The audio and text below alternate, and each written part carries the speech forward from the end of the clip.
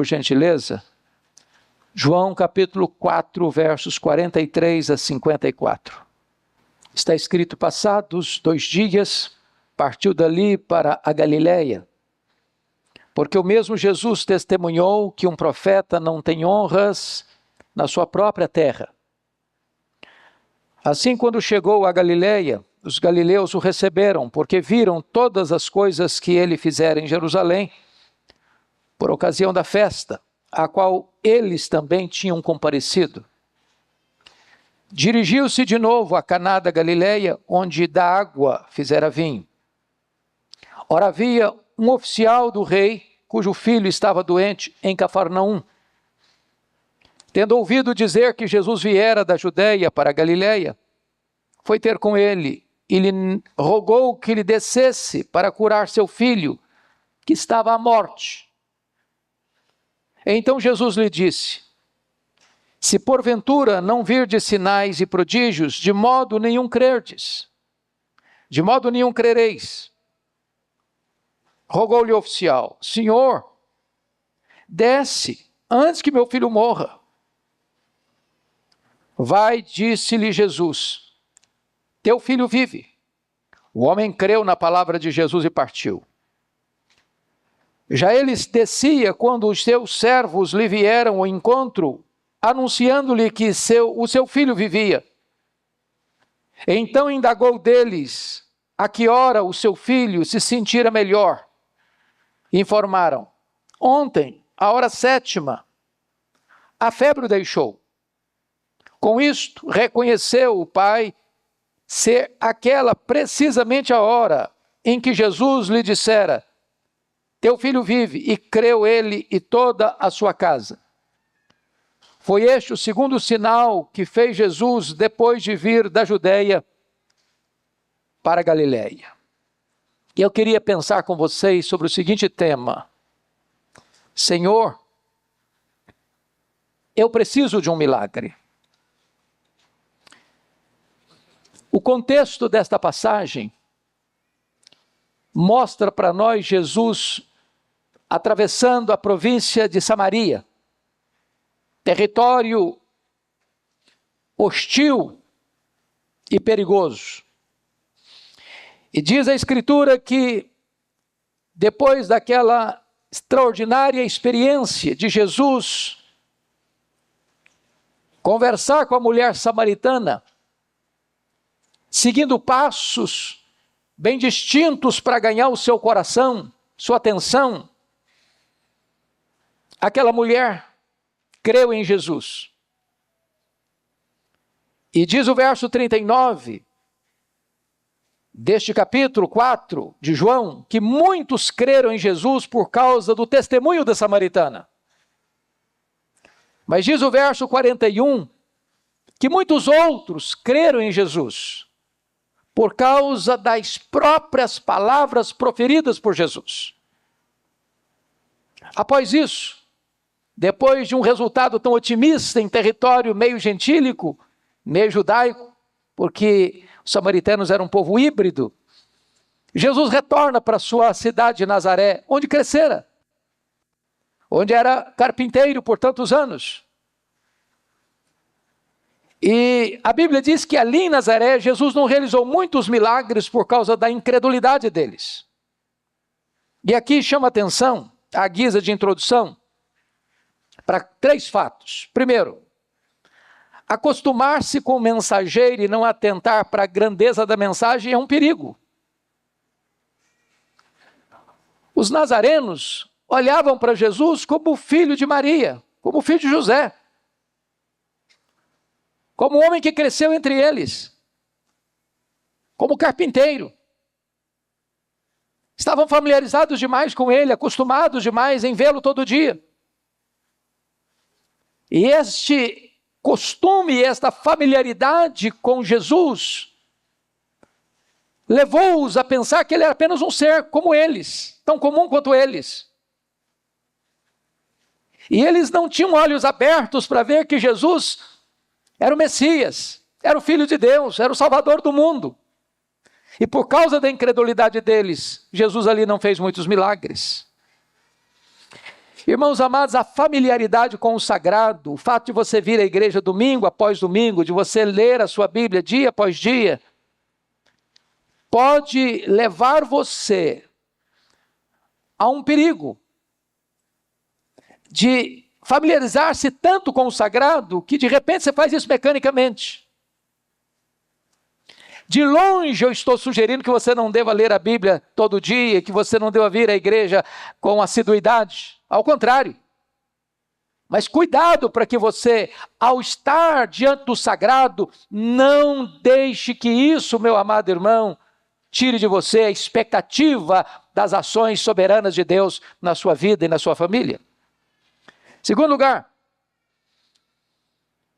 as pessoas querem ver milagres sem compromisso com o Deus das maravilhas. Olha comigo o verso 45.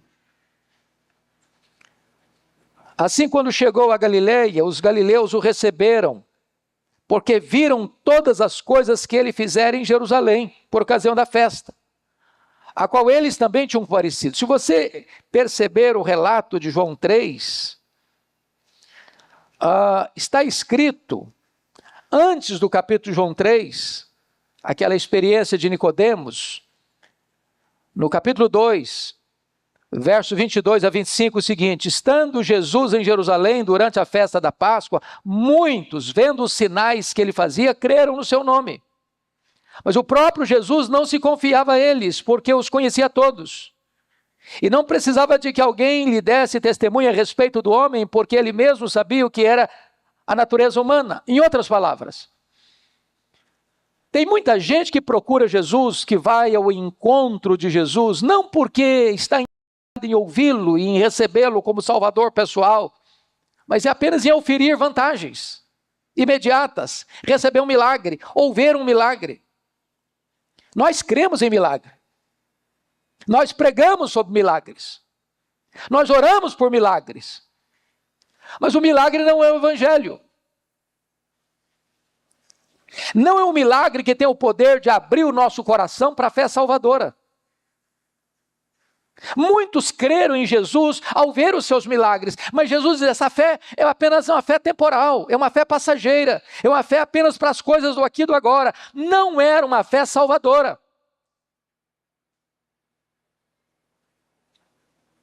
Assim também, como os judeus lá do sul de Jerusalém, aqui também no norte, os galileus querem ver milagres, estão ávidos por milagres, correm atrás de milagres, mas Jesus não confia neles. Isso não é a fé salvadora. Eu acho curioso, lá em Atos 2, acontece o derramamento do Espírito Santo, aquele foi um fato extraordinário, mas o fato em si não foi suficiente para abrir o entendimento do povo de Jerusalém. Ao contrário, ficaram com ceticismo. O que quer isso dizer? Houve até mesmo preconceito. São galileus. Houve zombaria, estão bêbados. Entretanto, quando Pedro se levantou para pregar e pregou uma mensagem cristocêntrica, os corações foram compungidos e cerca de 3.000 pessoas foram convertidas a Cristo. A terceira coisa que eu quero trazer à tona é que a incredulidade fecha a porta às intervenções de Deus. Está lá em Mateus 13, 58. E não fez ali em Nazaré muitos milagres por causa da incredulidade deles. Eu não sei quanto a você, irmão, o fato de a gente vir à igreja, domingo após domingo, quantas vezes você vem para a casa de Deus sem qualquer expectativa? Você vem por um hábito, você vem por um costume, você vem porque você gosta de vir, e é bom que venha mesmo. Alegrei-me quando me disseram: vamos à casa do Senhor. Por outro lado, a gente vem por vir. Não espera nada, não tem expectativa de nada, não espera receber nada também. Botou a vida espiritual no piloto automático. E sabe, irmãos, isso pode nos levar a ter a mesma situação dos habitantes de Nazaré. Ali Jesus não faz milagres. Ali Jesus não opera as maravilhas. Não porque não tenha poder de fazê-lo. Não porque a incredulidade do povo impede que ele faça, porque perdeu o poder. Não, mas ele não faz.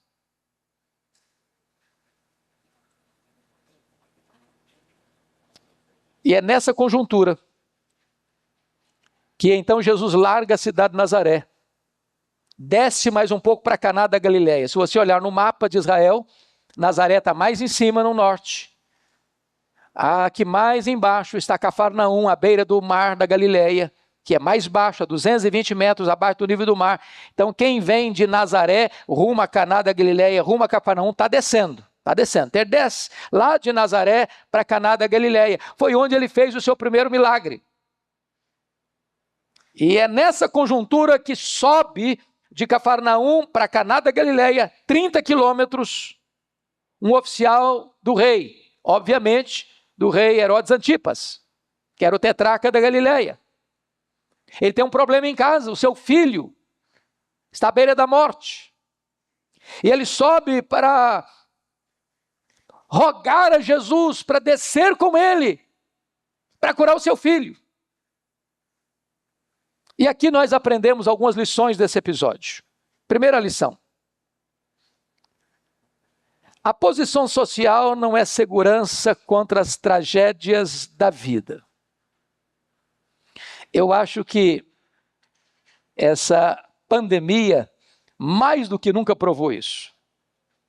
Há determinadas enfermidades que as pessoas que têm mais posses, têm mais dinheiro, têm mais recursos, têm condições de buscar um tratamento mais adequado. Mas na pandemia aí, gente rica, muito rica morreu, tanto quanto gente carente financeiramente. Sabe por quê? Porque posição social, dinheiro, cargo, hierarquia, posição elevada na sociedade, não blinda você. Não protege você. Semana passada, morreu o banqueiro mais rico do Brasil. Considerado um dos homens mais ricos do mundo, na área bancária era o mais rico do mundo. O senhor Safra. Morre o rico, morre o pobre. Morre o velho, morre o jovem. Posição social não protege, dinheiro não protege, prestígio não protege. E esse texto está nos mostrando isso. A posição que um homem ocupa no extrato social não é segurança contra as tragédias da vida. O dinheiro pode comprar para você um bom plano de saúde, mas não pode lhe dar saúde. Pode comprar uma casa bonita, mas não dá um lar. Pode conseguir para você bajuladores, mas não amigos verdadeiros. O dinheiro pode comprar para você privilégios na terra, mas não um lugar no céu. Esse homem certamente tinha esgotado todos os seus recursos, todos os seus expedientes, para tratar do filho, para buscar a saúde do filho. Mas tudo debalde, tudo inútil, nada funcionava. E é nessa conjuntura então que ele recorre a Jesus. Charles Haddon Spurgeon disse, e com razão, que sedas e cetins geralmente cobrem corações angustiados. Os que dormem nos palácios têm noites mais intranquilas do que os que dormem nos casebres. Quanto mais alta é uma árvore, mais ela suporta o rigor das tempestades. Este homem é oficial do rei, mas está aflito, desesperado. Seu filho está morrendo. Há cheiro de morte rondando a sua casa. Era um caso urgente. Nem dinheiro, nem amigos, nem posição social puderam lhe ajudar. Mas é uma segunda coisa que esse texto nos mostra. A idade não é segurança contra a enfermidade. Quem está doente aqui não é avô, não é o pai desse oficial, não é o avô desse oficial, nem é o mesmo oficial, é o filho dele. A doença chegou para alguém jovem, cheio de vigor, com o corpo talvez sarado, como diríamos hoje. Isso prova, irmãos, que o ser humano é vulnerável. É vulnerável. A força do jovem, a saúde do jovem não é uma garantia contra a doença. Talvez um dos fatos mais dramáticos da vida é um pai e uma mãe ver um filho tenro, ou jovem, ou cheio de vigor, caído numa cama, enfermo, à beira da morte. É o drama que você encontra de um Jó sepultando os filhos. É o drama de um Davi sepultando pelo menos 3 filhos.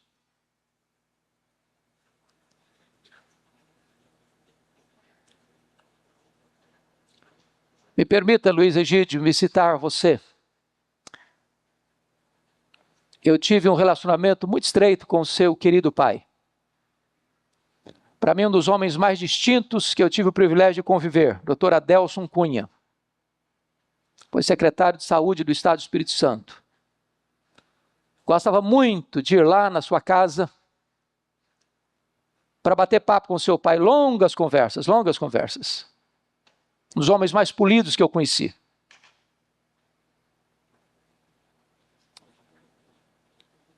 E um dia, seu irmão, filho caçula, adoeceu. Com tantos sonhos, com tantos projetos. Uma enfermidade grave, violenta e rápida. Seu irmão veio a óbito. E eu nunca me esqueci do que o seu pai me disse no funeral do seu irmão. Pastor, o que mais me dói é que meu filho furou a fila. Não é natural um pai sepultar um filho. Esse é o drama desse pai aqui.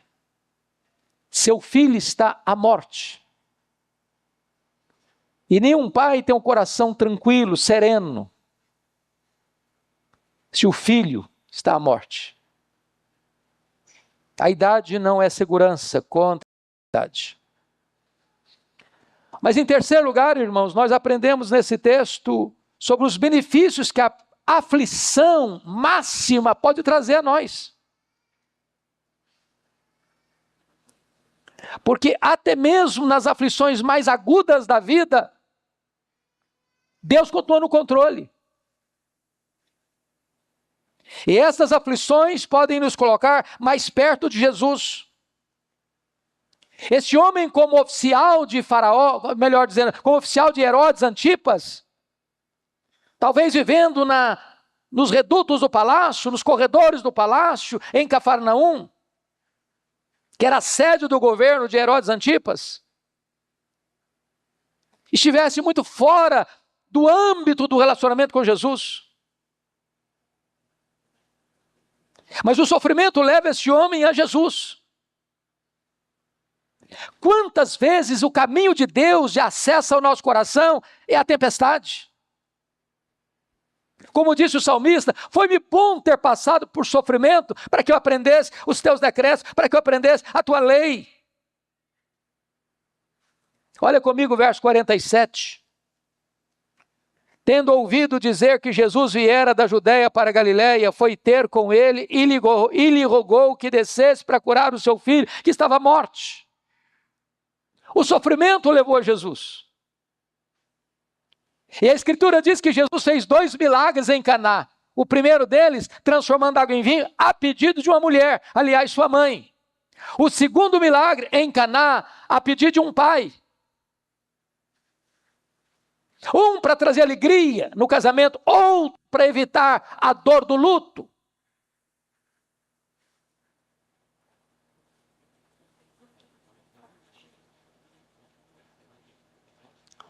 Eu conheço e você também algumas pessoas que, diante da correria da vida, vieram a Cristo na hora da dor.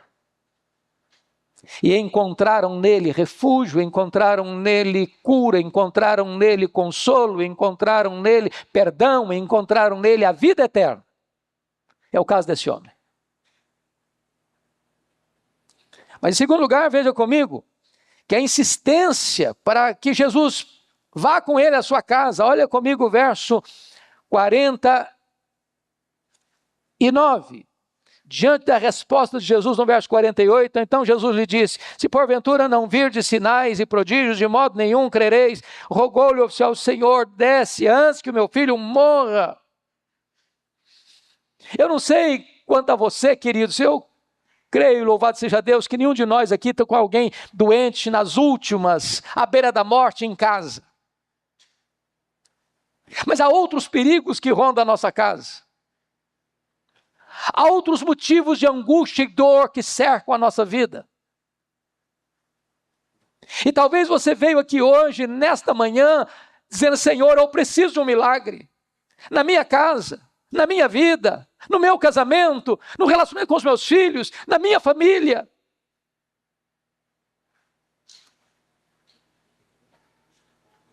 E a palavra que eu quero deixar com você hoje é esta: não desanime. Se Jesus está tratando com você, se a resposta primeira de Jesus para você parece ser um balde de água fria no seu entusiasmo, se você não vir milagre, você não crê, e diz: Senhor, eu preciso, eu tenho urgência, meu filho está morrendo, desça antes que meu filho morra. Ele tem pressa. E eu estou seguro disso, irmãos, nós precisamos de Jesus na nossa casa. A maior necessidade nossa não é de coisas, não é de bens, nem mesmo de saúde. A maior necessidade nossa é de que Jesus vá conosco à nossa casa. Porque onde ele entra, leia os evangelhos e você vai ver que onde Jesus entrou, milagres aconteceram. Houve salvação, houve cura, houve perdão, houve restauração, houve recomeço, houve um novo horizonte dali para frente. Mas que passos esse homem deu para alcançar o milagre na sua família? Primeiramente, veja comigo a humildade dele. Olha aí verso 46, 47. Dirigiu-se de novo a Caná da Galileia, onde da água fizera vinho. Ora, havia um oficial do rei cujo filho estava doente em Cafarnaum. Tendo ouvido dizer que Jesus viera da Judeia para a Galileia, foi ter com ele e lhe rogou que descesse para curar seu filho. Ele desceu do seu pedestal. Ali ele não é um oficial do rei, ali ele é um pai aflito. Ao ir a Jesus, deixe seus títulos, deixe seus diplomas, deixe a sua conta bancária, deixe a posição que você ocupe. Vá como um coração sedento, com humildade, para recorrer a ele. Eu não sei se você já parou para perguntar por que, por exemplo, que Eliseu ordenou a Naamã mergulhar no Jordão 7 vezes. Por quê? É um ritual místico? Não. Naamã era leproso. Mas essa informação era retida do povo, da população. Porque se fosse dada a informação para o povo, ele não podia ser o comandante que era. Ele tinha que ir para um leprosário. Ele escondia a sua realidade. Mas para mergulhar no Jordão, não pode mergulhar com toda aquela tralha pesada, porque ele ia para o fundo do rio, morria afogado. Ele tinha que tirar a armadura. E tirar a armadura significa: eu tenho uma doença. Eu preciso reconhecer: eu sou pecador. Eu sou carente da graça. Eu necessito de socorro. Ninguém se aproxima de Jesus com soberba, com altivez, com arrogância. É preciso descer do pedestal. A segunda coisa que esse homem demonstra, esse pai, é coragem. Porque o verso 46 nos informa que ele era oficial do rei. Que rei? Herodes Antipas. E a questão é que Herodes Antipas era um monstro. Ele era do mesmo estofo moral de seu pai Herodes o Grande. O homem que mandou matar João Batista. O homem que casara com a sua sobrinha e cunhada. E João Batista o confrontou, não é lícito. Você possui a mulher de seu irmão. O homem que queria matar Jesus, e Jesus diz, ele é uma raposa. Esse homem, mesmo sabendo que a relação do seu chefe com Jesus era estressada, ele tem coragem de romper protocolos, de correr riscos para ir a Jesus. Quantas pessoas, irmãos, que ficam cheias de melindres, de vir à igreja, de ter uma Bíblia, de ler uma Bíblia, de ouvir a mensagem de Deus, porque a família, tradição familiar, tradição religiosa, com medo de um, com medo de outro, e com isso ele deixa de ir ao encontro de Jesus. Esse homem teve coragem.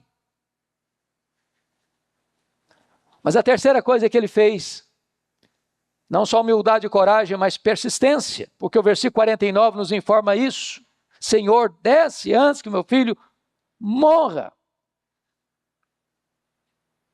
Tem hora que Jesus não segue a nossa agenda. Nós temos pressa e achamos que ele tem que seguir o nosso calendário. O calendário de Jesus é diferente. Ele faz no seu tempo, do seu modo. Ninguém pode pressioná-lo. Ninguém pode botá-lo contra a parede. Ele tem seu tempo certo de agir. Mas a ideia é, se ele parece que está demorando, é porque ele está trabalhando na gente. Então persevere. Persevere. Não desista. Não jogue a toalha. Prossiga. Ore mais, jejue mais, chore mais, clame mais, humilhe-se mais. Perseverança. Foi a forma que Jesus lidou, por exemplo, com a mulher cananeia. Ela roga pela filha.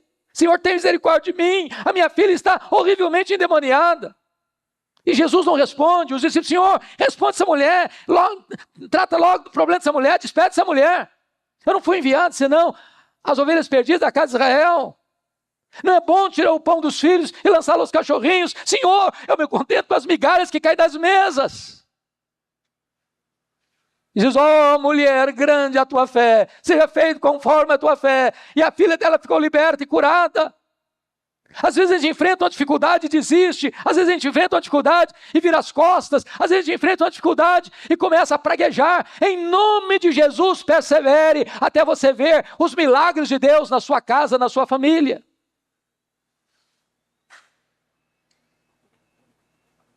Mas em quarto lugar, este homem exercita sua fé. Olha comigo o verso 50. Vai, disse-lhe Jesus, teu filho vive. O homem creu na palavra de Jesus e partiu. Que coisa maravilhosa. Ele queria que Jesus descesse com ele. Jesus não desceu, mas atendeu o seu pedido. Vai, teu filho vive. E ele creu. E quem crê, descansa. Quem crê, não duvida. Foi o que Jesus disse para Marta. Agora não adianta mais, Senhor, já cheira mal. Diz Marta, se creres, verás a glória de Deus.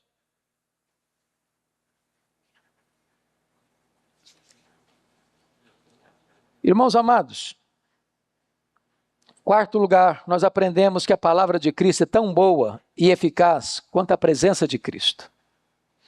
Alguém pergunta assim, mas pastor, eu acho que as pessoas que conviveram com Jesus foram muito mais privilegiadas do que nós, porque eles viram Jesus. Eles tocaram em Jesus. Mas você e eu vivemos 2000 anos depois de Jesus. Mas a palavra dele e a promessa dele é o mesmo que a presença dele para nós. Esse homem estava equivocado a respeito de Jesus. Ele vai lá apenas porque ele precisa de um milagre. Ele olhava Jesus apenas como um operador de milagres. E tem muita gente no cenário religioso brasileiro que vai a uma igreja só por causa de um milagre. Porque precisa de um milagre. Porque ouviu falar que ele faz milagres. E ele faz mesmo. Mas Jesus acentua que esse tipo de fé não é suficiente. Se vocês não virem milagre, vocês não crerão. E crer em mim apenas porque eu realizo um milagre não é uma fé suficiente, não é uma fé que leva para o céu, não é uma fé que salva. Mas este homem começa com esse passo. E ele então comete 2 erros aqui. Primeiro, o erro que Jesus tinha que ir a Cafarnaum para salvar seu filho. Jesus prova que não precisa ir a Cafarnaum para salvar o filho dele. Jesus pode salvar à distância. Segundo, que se o seu filho morresse, isso seria tarde demais para Jesus. Olha o que ele diz no verso 49. Senhor, desce antes que o meu filho morra. Em outras palavras, se morrer não tem jeito. Então, se o senhor não for antes, solução acabou. Jesus não desceu a Cafarnaum, mas apenas disse uma palavra: vai, o teu filho vive. Promessa de Jesus e realidade são a mesma coisa. Nenhuma das suas promessas cai por terra. Tudo que ele promete, ele cumpre. Mas eu quero concluir, último ponto. Nós aprendemos que as aflições podem nos levar à maturidade espiritual. Primeiro, esse homem começou com a fé trôpega. Verso 48. Se porventura não virdes sinais e prodígios, de modo nenhum crereis. Isso é uma fé trôpega, gente que só vai a Jesus por causa de um milagre, de uma cura, de um alívio, a solução de um problema. Mas em segundo lugar, a sua fé vacilante tornou-se uma fé confiante. No verso 50, vai, disse-lhe Jesus, teu filho vive. O homem creu na palavra de Jesus e partiu. Ele não disse, Senhor, vão comigo. Senhor, se o senhor não for, não vai resolver. Não, ele creu. E o nosso papel é crer na palavra de Jesus. Você tem a Bíblia, a palavra de Deus, escrita. As promessas de Deus estão aqui. Leia, creia, obedeça. Terceiro, a sua fé confiante tornou-se fé confirmada. Versos 51 a 53 diz que enquanto ele descia, eu estou falando de 30 quilômetros de Caná da Galileia, Cafarnaum, enquanto ele está descendo, gente da sua casa está subindo. Encontram no meio do caminho. Disseram, olha, teu filho está bem, a febre o deixou. E ele averigua, que horas aconteceu isso? Ao receber a informação, ele chega à conclusão que a febre deixou o seu filho no exato momento em que Jesus disse, vai, o teu filho vive. A fé confiante é agora a fé confirmada. Mas finalmente, a sua fé confirmada tornou-se uma fé contagiante. Olha comigo os versos 53. Porque está escrito, com isso reconheceu o pai ser aquela, precisamente a hora que Jesus lhe dissera, teu filho vive, e creu ele toda a sua casa. Toda a sua casa. Bendito seja Deus, que quando você crê, você abre a porta da salvação também para a sua família. Crê no Senhor Jesus e será salvo tu e a tua casa. E foi o que aconteceu na casa daquele homem.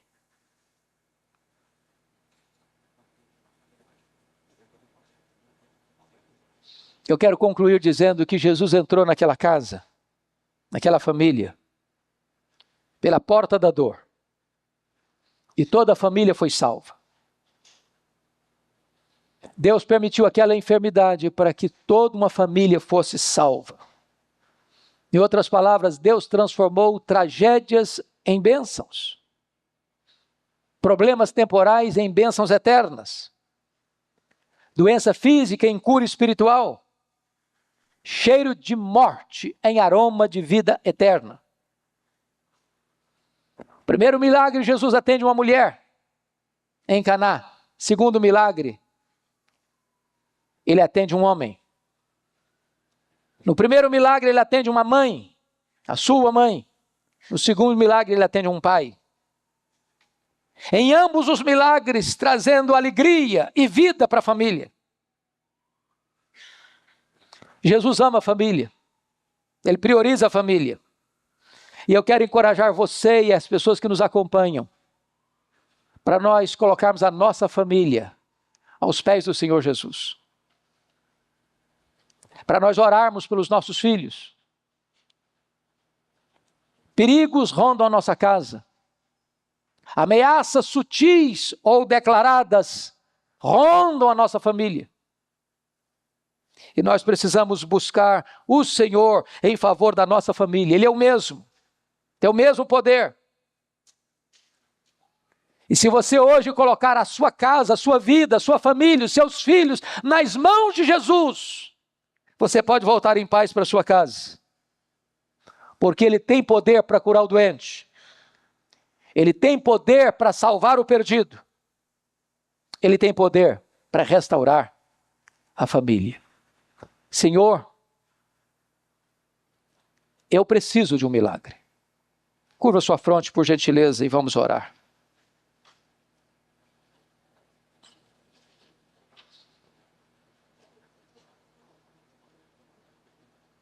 Como é que está a sua casa? Como é que está a sua família? Que milagre hoje você precisa dentro da sua casa? O que é que hoje aflige o seu coração? O que é que você já se esforçou e usou todos os recursos que você tem e o problema não está resolvido? Coloque este problema agora nas mãos de Jesus. Seja um problema de saúde, uma enfermidade atingindo a sua família, seja um problema de relacionamento, seja alguém que ainda não se rendeu aos pés do Salvador dentro da sua casa. O que você precisa? Coloque este problema aos pés do Senhor Jesus. Creia na sua palavra. Aproprie-se das suas promessas. E volte em paz para a sua casa. Agradecemos-te, Deus, a tua palavra que é poderosa e viva. Tu conheces o nosso coração, tu conheces a nossa casa, tu conheces a nossa família. Tu conheces o recesso do nosso lar. Tu conheces o que o amigo mais próximo não sabe. Tu conheces aquilo que não foi compartilhado com o amigo mais próximo. Então, em nome de Jesus, ó Deus, volta o teu rosto para nós nesta manhã. Porque nós também precisamos de um milagre. Da tua intervenção, da manifestação do teu poder, da tua cura e da tua salvação.